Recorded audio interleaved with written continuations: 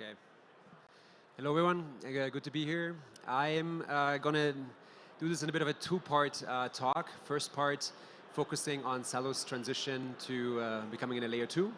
And the second part, talking about the thing we've always been doing, which is onboarding real-world use cases and billions of people across the world that need access to this infrastructure. So probably most people have seen this by now or heard this, but yeah, back in July at ECC, C-Labs, the core team working on the Celo protocol, made a proposal to the community about Celo migrating to become an L2, and it was met with overwhelming support and excitement. And you know, from a high-level perspective, like, what are some of the considerations and why does this make sense? Why does it make sense now? So in a nutshell, and maybe even some history on Celo here, we actually started building some of the very first stuff on Ethereum, but a lot of the things we were trying to accomplish in terms of the use cases we're looking to power, like micropayments, those weren't feasible on Ethereum at the time, and that led to the decision to fork Ethereum and start what in the end was the first EVM proof of stake chain.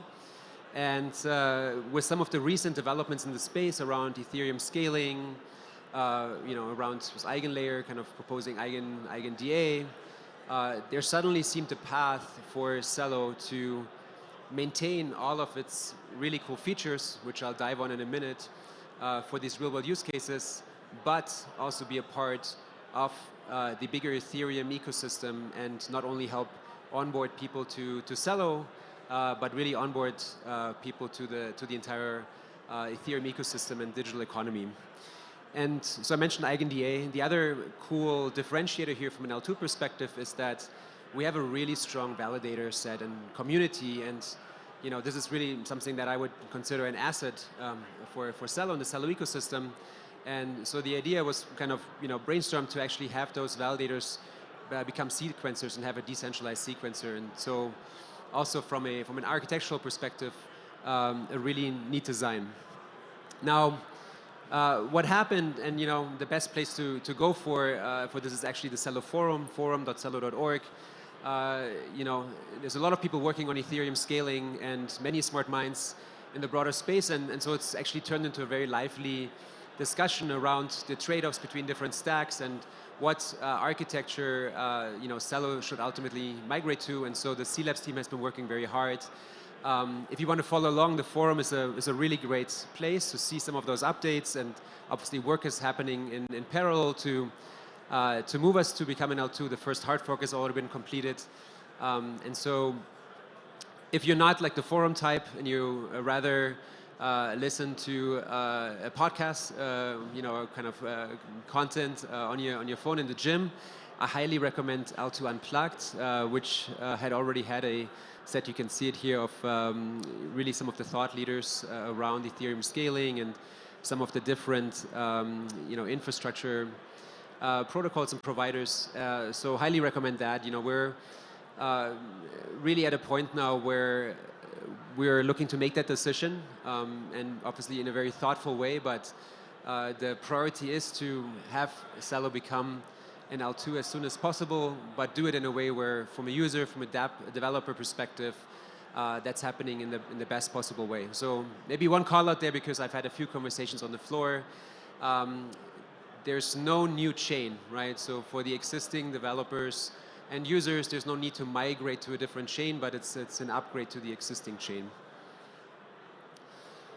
So let's shift gears a little bit and talk about, well, why we are here. All this infrastructure is cool, but what are we really trying to achieve at the end of the day? And that, since the very early days of Celo, has been about onboarding billions of users, ideally. Let's start with 1 billion. And how do we get there, right? I think the key insight early on, as we were even with that Ethereum wallet we had built, taking that into different markets, into different communities, it became clear that there's a massive opportunity to actually build for mobile users, Web3 mobile, and bring a lot of the experiences that people are building collectively here onto that small screen and make it really accessible. I won't go into too much detail here, but I'll share this. There's a lot you can find also on the Celo blog around some of that user research, and we're trying to do all of this in the open and sharing it out with the community that's ultimately building a lot of the applications, right? Understanding what are the mental models, when it, for example, comes to, in this example, payments, right? How do you translate those mental models to this new Web3 world? And so to tie this maybe to a particular example here, this is with someone on a user research trip in Nigeria who basically said, look, if I want to send someone money, I just need to know their phone number, right? And so one of the early Celo insights was to actually have a primitive protocol called Social Connect on Celo that does a trustless mapping of phone numbers to wallet addresses and facilitates that from happening, right? Not in a centralized way, but in a decentralized way. Yeah, maybe I'll skip over this. I'm running a little bit low on time here, but basically, if we take all these insights we've collected along the way, and we've been now coming up on 7 years of building on Celo, there's a bunch of features that I really think today still differentiate Celo, and I think attract a lot of builders to the Celo ecosystem.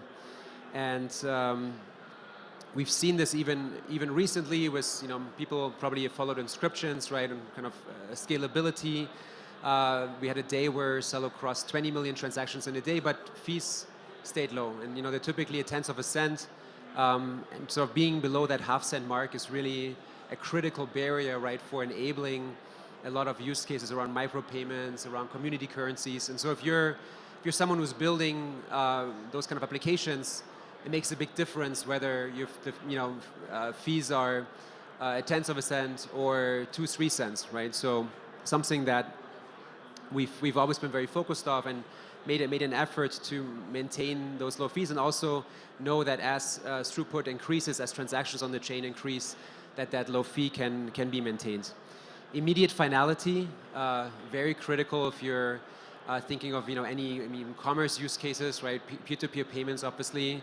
You want to make sure there's that fast finality, and especially if you're kind of transacting mobile to mobile, right? You're not like hanging out and waiting, for a couple minutes till the transaction settles. That's not going to work, right? And so we're now seeing examples of that. I have some actually. I'll show some projects and give some real-world examples. But for example, Opera launched a wallet directly into a browser in Africa called MiniPay.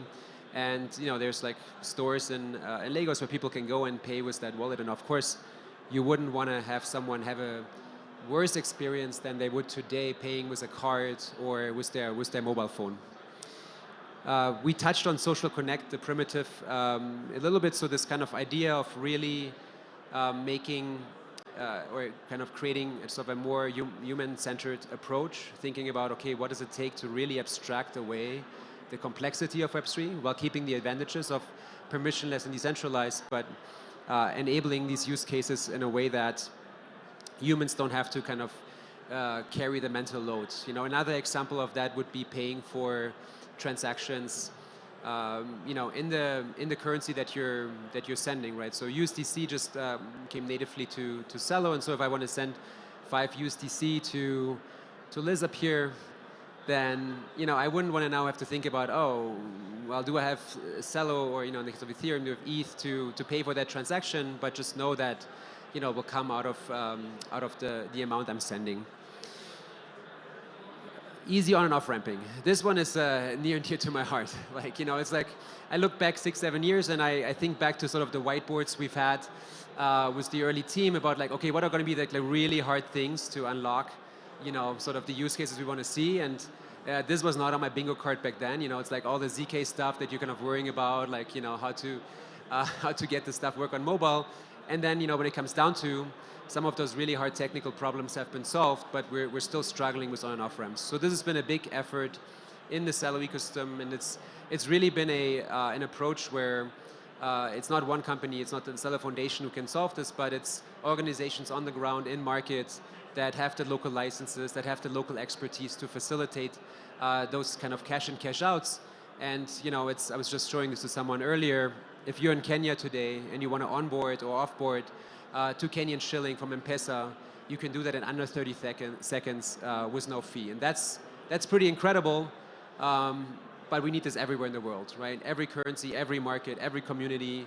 There's still, I mean, for builders here that are just getting into the space, those are some of the meaty problems that will kind of actually unlock a lot of the adoption we're still looking for.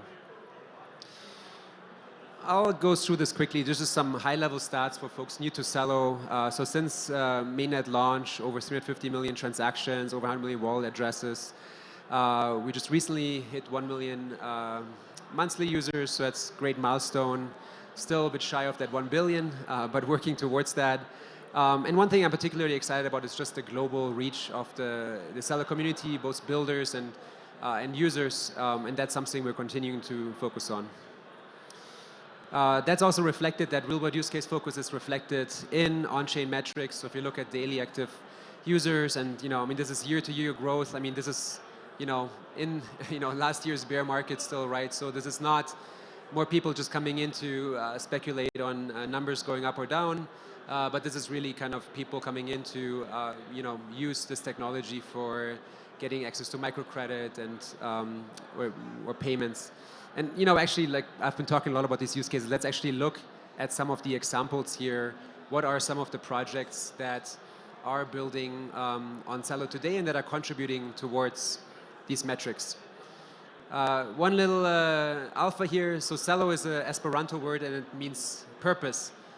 So for us, this is really building with purpose, not just from a Celo Foundation and core team perspective and some of the early ecosystem projects, but really for people that are joining this or joining us on this mission.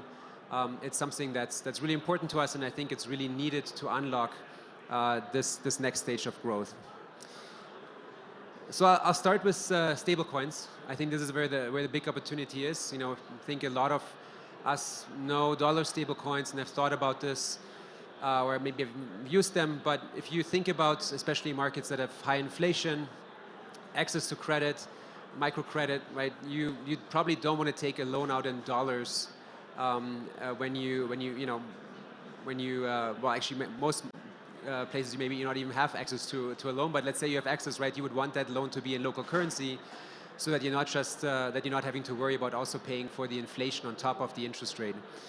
This is something where Mento, Celo native protocol, has been doing some really amazing work in creating a platform, almost like a stablecoin factory, for allowing projects all around the world to launch local currencies. So really interesting, and something that, if I kind of look out over the next few years, I think we'll see really active on-chain FX markets, both spot markets, hopefully soon future markets, and that also brings new opportunities for not just end users but longer-term enterprises to, for example, hedge their foreign currency exposure as they do cross-border commerce. So something that today, if you're I used to work in this world a long time ago at Morgan Stanley, was in sort of fixed income capital markets, and we would work with some of the biggest companies around the world to help them manage that. But if you're a small company, let's go back to the example of Kenya, Nairobi, and you want to hedge, maybe you're doing some sales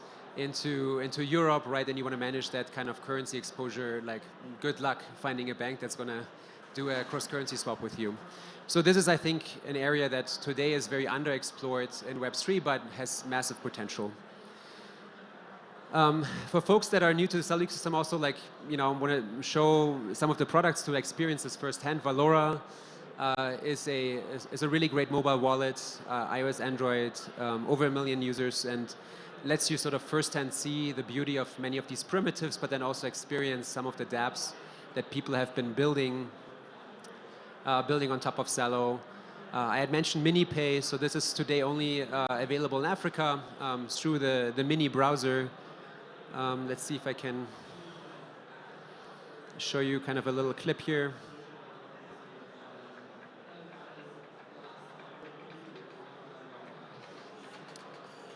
maybe I'll do a little voiceover. So Mini is installed on over 100 million or has over 100 million users across Africa. And now within that browser, you can basically activate the wallet, which the wallet itself, it's a 2 megabyte build. So it's really also, you know, a very unique product in that sense because many users are very conscious, right, of bandwidth and often, you know, go on like 10, 100 megabytes plans. And so to have the ability to actually have a wallet that they can easily turn on and then use for day-to-day payments, but also to kind of, you know, as a gateway to this new digital economy, it's something that's really powerful and has seen just tremendous growth. Recently announced crossing 1 million users, and you know the applications that are sort of accessible through MiniPay, you know, in the Celo ecosystem are seeing that also in terms of the usage. So really exciting and really expanding also the people that are in Web3 to you know, a whole new level, and I think a big, potentially a very big contributor on that road to 1 billion users. No. Okay, another one, Good Dollar. It's one of the OG protocols in Web3, and you know, really a really interesting primitive. It's kind of basic concept. So once a day you go in, you can claim a daily dividend, daily UBI if you want, and then use the tokens you claim on, for example, marketplaces to buy things from the community. And as a primitive, it's interesting because you know everything is open permissionless, and so people can build with Good Dollar, right? So if you're looking to actually launch something, you know, this is a great way to actually leverage an existing community, very engaged community, to then have them use kind of your product. Each person, you know, is verified to be a unique human, and so you have sort of that guarantee, right, to avoid sort of, you know, just people kind of from spamming your product, right, or kind of and making sure that people that use your product are actually real humans. I'll go through these pretty quickly. I have a few I wanted to show you here. Impact Markets, who also started in sort of the cash transfer UBI space, has expanded into a bunch of areas, including learn and earn, and allows people to actually earn tokens for learning about, you know, things that are relevant to them, right? So this could be obviously within Web3, but also expand outside Web3, and something that I think really has to go hand in hand. You know, as we want to onboard 1 billion users, we also have to make sure we bring them along, educate them about the possibilities of this new world. Talent Protocol. This is you know, a really cool one if you're interested in Web3 social and taking sort of like a unique spin here. The sort of current iteration of the product lets builders commit to goals and then share their progress, and sort of creates sort of that, you know, kind of in a way like positive peer pressure, all right, to help people be more productive and be part of a community. They're here also at ETHDenver with their team and a bunch of the fellows they're bringing together. So definitely make sure to meet them. But really interested to see Web3 social to go beyond some of, you know, the kind of early social networks into these more specialized use cases that are quite excited and leveraging the power of Web3. Sylvie, also here at ETHDenver, just meeting with Streamer earlier, has this big vision to basically help plant a lot of trees and contribute bigly towards the you know, our society's milestones there.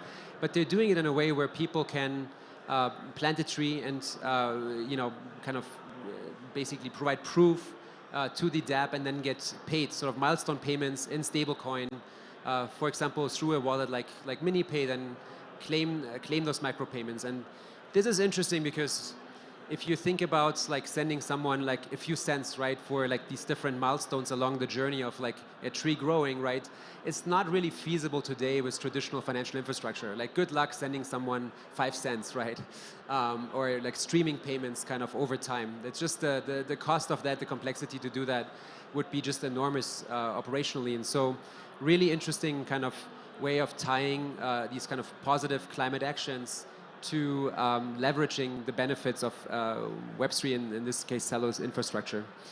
Obviously more on the institutional side, then, you know, people that are looking at tokenized carbon credits and you know, companies looking to kind of fulfill their ESG goals. You have projects like Flow Carbon, like Toucan, that are playing in that space. One other area I want to bring is microcredit. Huma recently deployed on Celo, and it's really exciting because, again, and ties also somewhat to the local currencies. I think this is kind of a really big untapped opportunity where Web3 can really democratize access to credit. I also wanted to give one specific example, and I'm okay. 2 seconds. ETHDenver, which has been doing this for coffee farmers by basically letting coffee farmers tap into global capital markets through a really neat kind of infrastructure. So everyone here could, for example, support a coffee farmer in the global south. And that's the end of it. Building with purpose, building for all. Thank you very much. Have a great day.